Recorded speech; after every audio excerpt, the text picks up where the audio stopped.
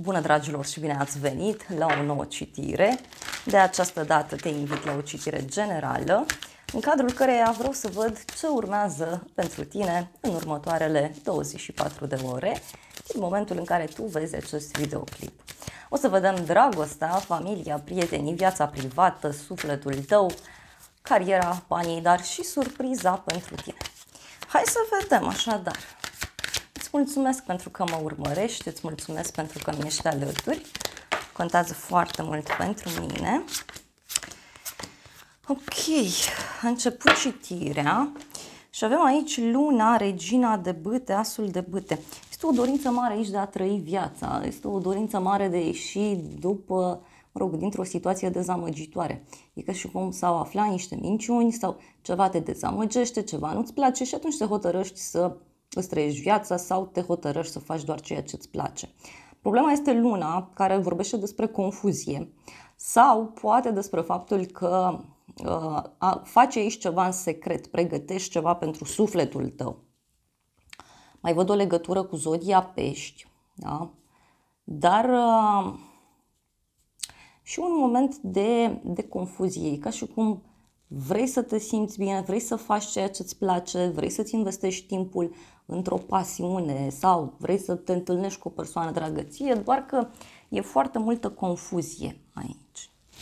Să vedem, avem 8 de cupe în plan personal, deci aici parcă ai renunțat la anumite activități pe care ți le-ai propus sau te-ai hotărât aici să dai uitării ceva ce a durut.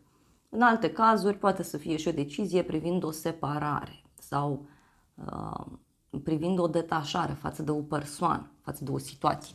Acum, poate să fie la nivel de emoție, la nivel de sentiment, poate fizic vorbind nu s-a întâmplat nimic sau nu se întâmplă nimic, însă din punct de vedere energetic, eu văd aici că tu privești înainte, tu ești în căutarea împlinirii, mulțumirii. Ce urmează? 5 de monede. Da, aici poate să fie o senzație de singurătate, de abandon. Poate te gândești să mergi singur pe un anumit drum sau te gândești să te ocupi singur de un anumit lucru important din viața ta. 5 de monede poate să însemne, bineînțeles, și o problemă de sănătate a unei persoane din jurul tău sau poate chiar o problemă financiară. Pe de altă parte, simt că e ca și cum vrei să stai puțin singur sau singură, vrei să petreci timp tu cu tine. Hai să vedem ce este cu 8-ul ăsta de cupe, ce se întâmplă, despre ce vorbește 8 de cupe.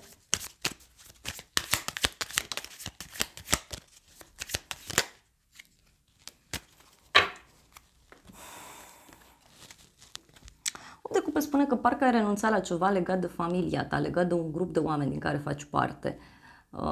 Parcă ai dat la spate o nemulțumire privind o adunare de oameni sau privind ideea de familie. Poate să fie și asta. Și încotro, aici avem 2 de monede și Marea Preoteasă.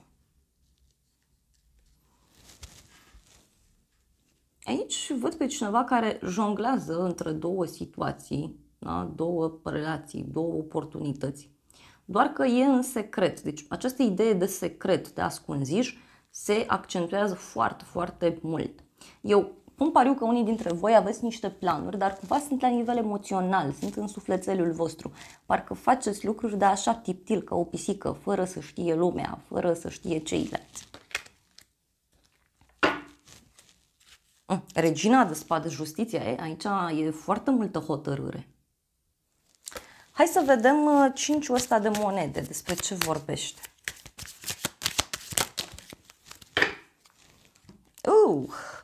Turnul, cavalerul de bâte, 4 de bâte îndrăgostiții. Un moment pasional aici, da? Nu știu, te îndrăgostești, găsești o soluție. Da? Poate să fie și o surpriză mare legată de o aventură a cuiva sau legată de cineva care te atrage. Avem 4 de bâte și îndrăgostiții. O legătură cu zodia Gemeni aici.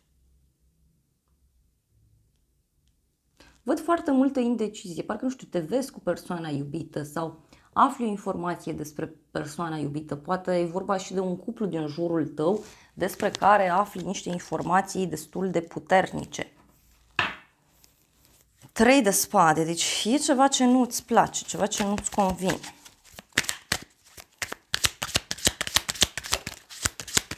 Regele de monede, deci poate avea legătură cu o persoană mai încăpățânată sau o persoană care foarte greu pleacă dintr-un loc. E cineva care mai mult stă, da, decât să facă ceva.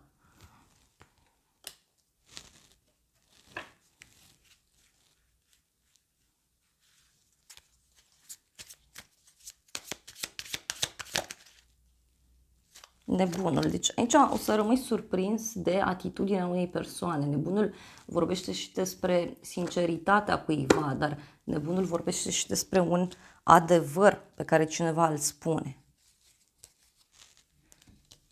E un adevăr în legătură cu un sfârșit sau un adevăr în legătură cu o problemă de sănătate a cuiva.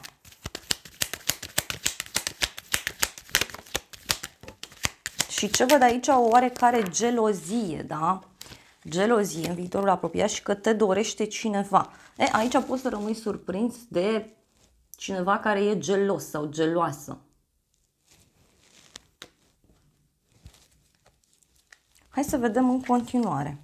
Cavalerul de bâte. Deci ai foarte multă energie, ești foarte entuziasmat să îți rezolvi anumite lucruri. Mai văd aici că poți să plătești niște bani pentru o pasiune de-a ta, pentru o dorință pe care o ai. Pe de altă parte, văd că în acest moment tu faci doar ceea ce îți place, ești foarte curajos din punct de vedere profesional, dar avem și 6 de spade, genul un drum aici pe care îl faci pentru a cumpăra ceva sau poate să fie vorba despre o veste care apare de la drum. Este o veste importantă, puternică. Ceva se pune în mișcare. Parcă cineva aici vrea să vină către tine cu viteza luminii. Hai să vedem cavalerul ăsta de bâte. Pajul de spade, 9 de spade. Aici este o persoană puțin stresată și curioasă în același timp în legătură cu tine. Poate tu ești stresat sau ai tot felul de gânduri în legătură cu ceva anume și acum încerci să-ți clarifici situația. Cineva care s-a sacrificat sau cineva care trece aici printr-o perioadă ciudată.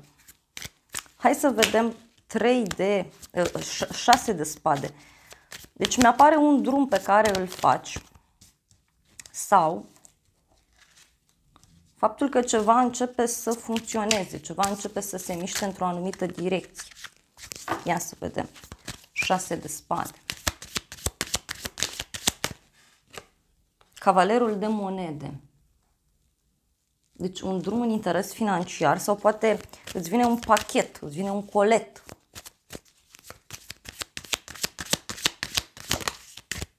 Un drum într-un loc serios, da? Și aici, uite, mie mi-apare regele ăsta de bâte, o legătură cu o zodie de foc, leu, berbec, săgetător. Un drum pe care îl faci poate într-un centru comercial sau poate să însemne și că o afacere sau un proiect, ceva de suflet începe să funcționeze. Da? Poate rezolvi ceva aici legat și de o mașină pentru alții dintre voi. Ia să mai vedem încă o carte. Cavalerul de spade. Deci întâlnirea asta poate fi surpriză. La un drum pe care îl faci te întâlnești cu cineva. Hai să vedem despre ce e vorba. Multe drumuri, multe vești văd aici. Uite, este o veste pe care o primești, o veste mai puțin plăcută, poate este o persoană înlăcrimată aici, care vine și îți povestește despre o relație, despre o colaborare, despre o înțelegere.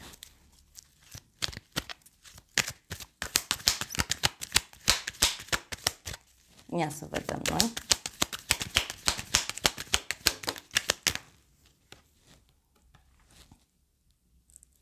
Un safir. Deci aici eu simt că o să rămâi surprins de cineva care îți vine în vizită sau te întâlnești cu cineva pe neașteptate, că mie tot îmi apare chestia asta. Hai să vedem surpriza.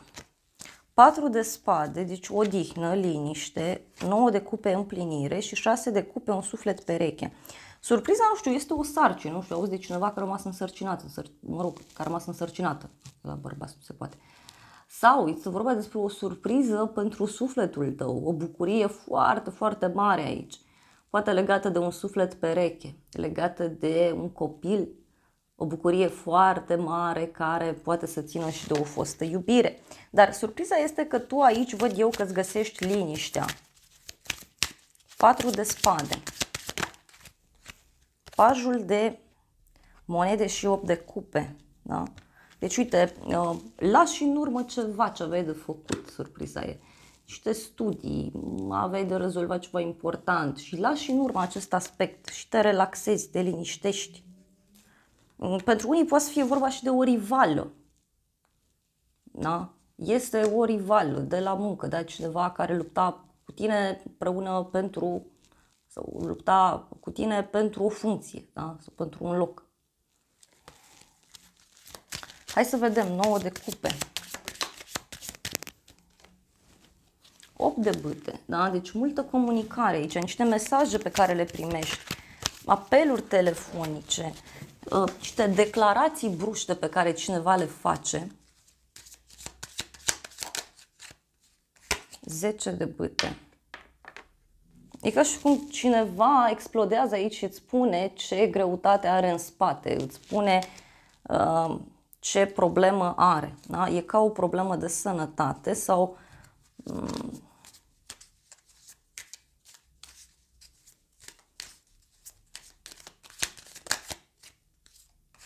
6 de cupe, luna. Deci aici poate fi o întâlnire la o vreme de seară. Dar luna a ieșit și ca energia generală.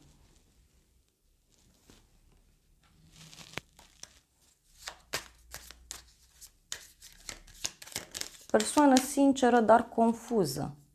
9 de bâte, da? Surpriza este că, nu știu, cuiva îi va fi teamă. Cuiva îi va fi foarte teamă. De un copil, de un nou început. Uite că e cavalerul ăsta de cupe care lucrează. Poate e cineva care se întoarce în viața ta și care vrea să reparați relații. Hai să vedem ce zice și tarotul meu cu surpriza asta. Că uite, e într-un moment de relaxare, e un moment de liniște, care apar niște vești mari. O persoană vicleană și o veste onorabilă. Deci surpriza este o veste foarte bună pe care o primești în legătură cu o persoană care e ușor vicleană. Deci e cineva care mereu își urmărește așa interesul. Ia uite, și a ieșit o scrisoare, a sărit cartea scrisorii pe jos. Deci poate e o scrisoare pe care o primești, un mesaj mai lung, un e-mail. Mai vreau o carte.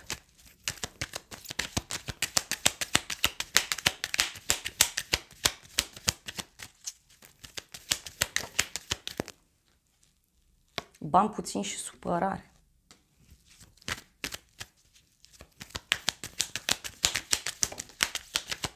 Surpriza e aici că cineva o să vrea să te revadă. Doar că, mă repet, e cineva care vrea să-ți declare faptul că duce ceva foarte greu în spate. Și parcă are nevoie de tine. O tranziție, o schimbare. Și posibil ca, nu știu, întâlnirea asta, mesajul ăsta, discuția asta să te pună foarte mult pe gânduri și să te gândești și să vrei să faci o schimbare.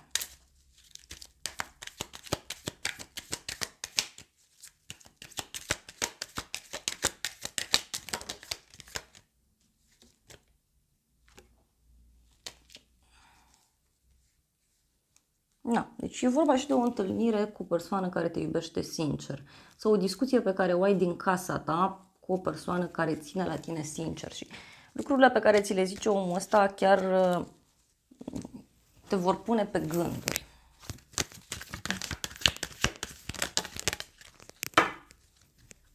Iar mi-a ieșit inamicul.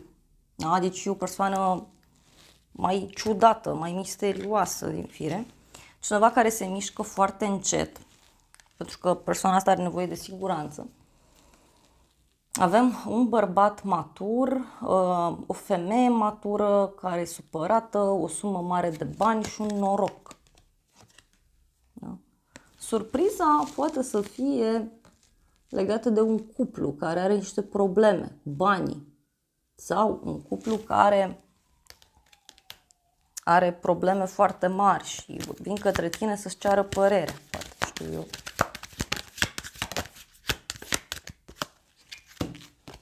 Înțelepciune, putere, resurse.